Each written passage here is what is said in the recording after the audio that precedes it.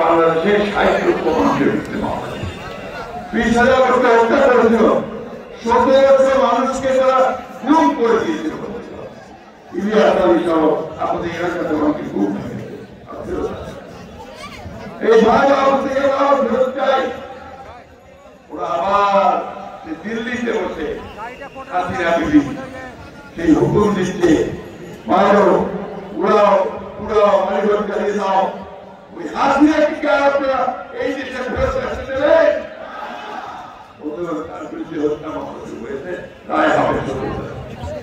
এই 17টাকে তারা ভাবে তারা পরিকল্পনা করেছে, এখানে তারা আবার কিছু গোলযোগ সৃষ্টি করতে চাই। আমি আপনাদের প্রতি আহ্বান জানাতে চাই, এই ফ্যাসিস্ট শক্তি আর কখনো মাথা করে দাঁড়িয়ে আমাদের মানুষদেরকে হত্যা করতে না পারে, আমাদের সম্পদকে হত্যা করতে না পারে, আমাদের বাংলাদেশের সমস্ত রাজনৈতিক প্রতিষ্ঠানগুলি ধ্বংস করতে না পারে, তার জন্য আমাদেরকে সদা সর্বদা সৈনিকের ভূমিকা পালন করতে হবে। করবেন তো? বাংলাদেশের সরকারে কোনো মতেই যেন সেটা করতে না। বন্ধুগণ, আজকে এই দেশের চরম সংকট, এই সংকট